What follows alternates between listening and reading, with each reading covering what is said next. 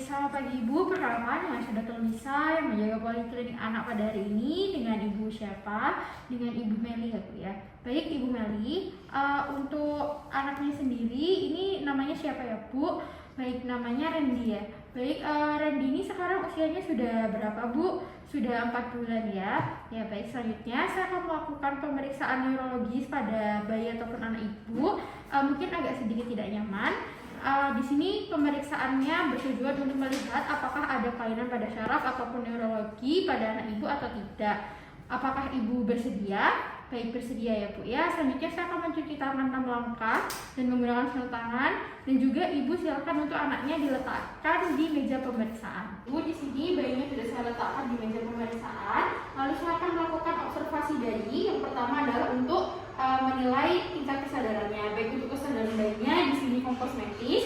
Lalu saya menilai penampilan dan juga posturnya. Di sini penampilan dan juga posturnya normal, tidak ada tanda-tanda abnormalitas yang khas pada anak Down syndrome. Di sini tidak ada ya Bu. Lalu selanjutnya saya akan melakukan pemeriksaan kepala. Di sini saya akan mengobservasi bentuk kepala bayinya. Baik, di sini untuk bentuk kepalanya normal, simetris, dan akan saya bandingkan dengan bentuk kepala orang tuanya. Baik, di sini tidak ada kelainan ya Bu ya, semuanya normal, tidak ada mikrosefali maupun makrosefali. Selanjutnya, saya akan melakukan mengukur lingkar kepala.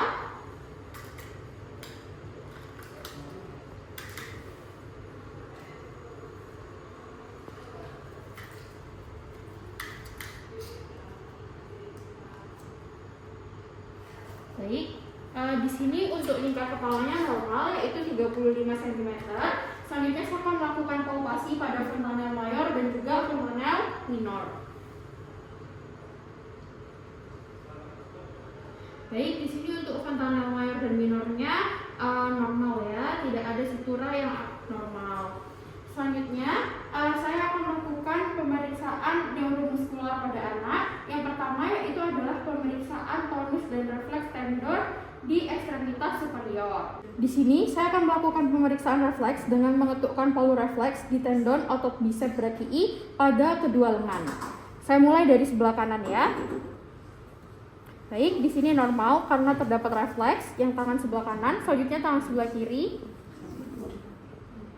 Baik, di sini juga normal karena terdapat refleks. Selanjutnya saya juga akan melakukan pemeriksaan tonus dan refleks tendon ekstremitas inferior, yaitu dengan melakukan pemeriksaan refleks dengan mengetuk palu refleks di tendon Achilles.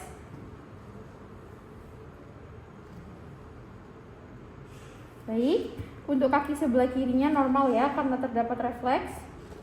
Baik, untuk kaki sebelah kanannya juga normal karena terdapat refleks. Selanjutnya, saya akan melakukan pemeriksaan respon traksi. Di sini bayi ditidurkan pada posisi supinasi, lalu kemudian memeriksa memegang kedua tangan bayi pada pergelangan tangan secara perlahan-lahan.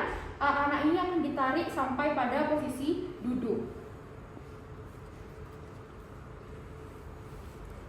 Baik, di sini normal karena bayi dapat sampai ke posisi duduk dan tidak ada hambatan.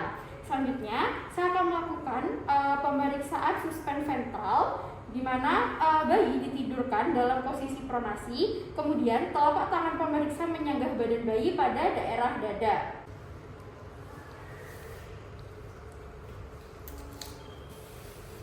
Baik, di sini posisinya normal ya, di mana kepalanya ini ke bawah kurang lebih 45 derajat, lalu punggungnya lurus dan sedikit tekuk, dan juga tangan dan juga sikunya fleksi, lalu bahunya ekstensi dan kakinya juga fleksi. Selanjutnya saya akan melakukan pemeriksaan refleks patologis. Di sini adalah refleks Babinski, di mana saya akan menggores sisi pelantar kaki dengan jarum tumpul pada palu refleks dari tumit sepanjang kurva lateral hingga ke metatarsal pad. Apabila hasilnya positif, maka akan terjadi ekstensi ibu jari kaki dengan gerakan seperti kipas dari jari-jari kaki yang lainnya. Isi ya, Dek. Baik, di sini tidak terdapat ekstensi ibu jari kaki dan juga gerakan seperti kipas dari jari kaki yang lainnya. Baik, selanjutnya untuk kaki sebelah kiri. Baik, di sini juga hasilnya tidak didapatkan ekstensi ibu jari kaki dengan gerakan seperti kipas dari jari-jari kaki yang lain. Selanjutnya saya akan melakukan pemeriksaan refleks primitif. Di sini yaitu adalah refleks Murrow, di mana saya akan menjatuhkan bayi secara mendadak selama 10 hingga 15 derajat. Apabila hasilnya positif, maka refleksnya berupa ekstensi tubuh, dan abduksi, ekstensi lengan dan tangan terbuka, diikuti fleksi dan abduksi lengan. Gerakan tungkai merupakan bagian yang khas untuk refleks moro. Baik, di sini hasilnya normal ya Bu ya, karena terjadi ekstensi tubuh dan abduksi ekstensi lengan dan juga tangannya juga terbuka. Dan diikuti fleksi dan abduksi pada kaki juga. Selanjutnya saya akan melakukan penilaian pada refleks sisa. Di sini yaitu dengan mengusap bibir, lalu usapan pada pipi menghasilkan refleks yang mencucu berupa gerakan mulut ke arah stimulus. Isi ya.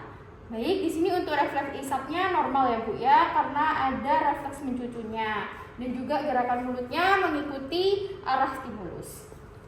Selanjutnya, saya akan melakukan refleks toning leher, di mana membangkitkan dengan membelokkan kepala bayi yang berbaring terlentang secara cepat ke satu sisi, berupa ekstensi lengan dan tungkai ke sisi kemana wajah diputar dan fleksi anggota gerak sisi yang berlawanan. Dan untuk posturnya yaitu menutupi.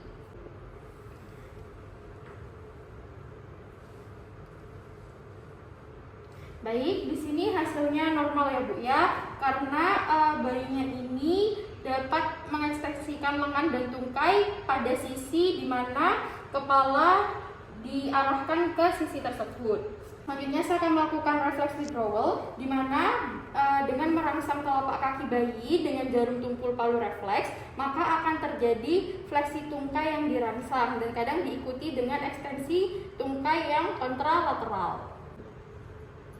Baik, di sini normal ya Bu, karena terjadi fleksi tungkai untuk yang kaki sebelah kanan. Dan di sini untuk kaki sebelah kirinya juga normal ya Bu ya, karena terjadi fleksi tungkai. Selanjutnya, saya akan melakukan refleks meluruskan leher, di mana rotasi badan ini searah putaran kepala pada anak yang terlentang.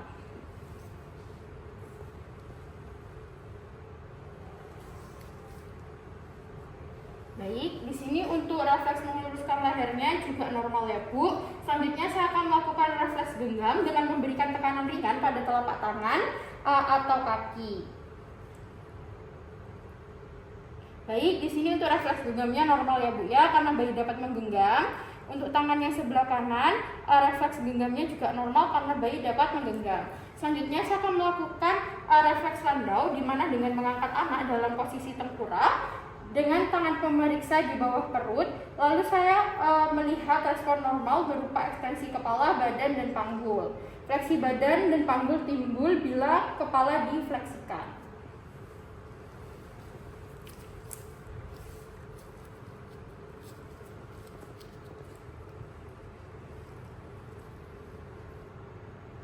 Baik, di sini untuk refleks landaunya normal karena adanya ekstensi kepala, badan, dan juga panggul. Selanjutnya adalah refleks parasut, di mana bayi ditopang pada posisi tengkurap, lalu mendadak dijatuhkan serupa akan terjun dalam jarak pendek, di mana refleks akan dinyatakan positif bila kedua lengan bayinya diluruskan dan seluruh jari dikembangkan. Baik, di sini untuk hasilnya normal ya Bu ya, karena kedua lengan bayinya dapat ke belakang dan seluruh jarinya juga dikembangkan. Selanjutnya adalah refleks menapak, di mana bayi ditegakkan dengan badan condong ke depan, lalu telapak kakinya menyentuh permukaan yang datar.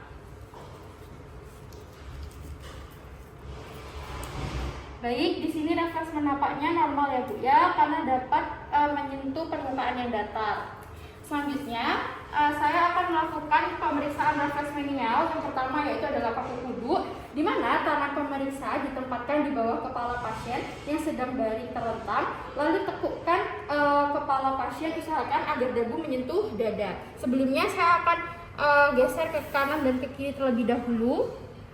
Baik, di sini normal, dapat bergerak dan tidak ada tahanan. Selanjutnya saya akan memfleksikan kepalanya agar menyentuh dada. Baik, di sini juga normal karena dapat menyentuh dada tanpa adanya tahanan.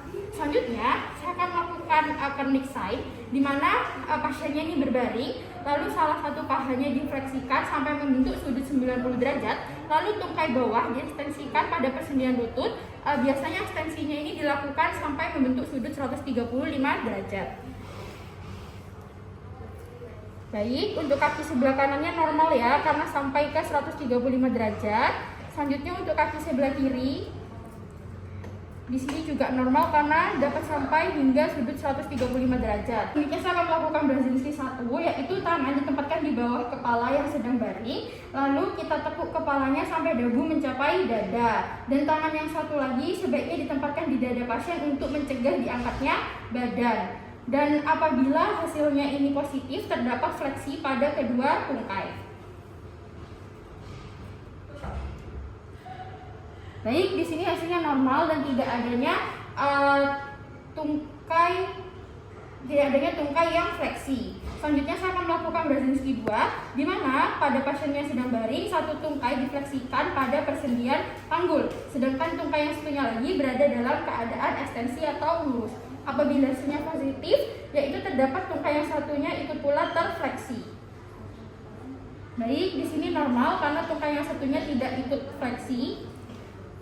Baik, untuk tungkai yang sebelah kiri juga normal karena salah satunya tidak ikut terfleksi. Selanjutnya saya akan melakukan Brzezinski 3, di mana saya akan melakukan tekanan pada os zygomatikum apabila hasilnya positif, yaitu terjadi fleksi involunter ekstremitas superior. Baik, di sini tidak terjadi fleksi involunter pada ekstremitas di superior, artinya normal. Selanjutnya saya akan melakukan Brzezinski 4, di mana saya akan menekan sifisis os pubis apabila hasilnya positif, yaitu terjadi fleksi involunter ekstremitas inferior atau kaki. Baik, di sini hasilnya normal ya, karena tidak terjadi fleksi involunter ekstremitas inferior atau kaki. Baik Ibu, pemeriksaannya sudah selesai dan dari hasil pemeriksaan juga semuanya normal. Dari sini apakah ada yang ingin ditanyakan? Baik, tidak ada ya Bu, terima kasih.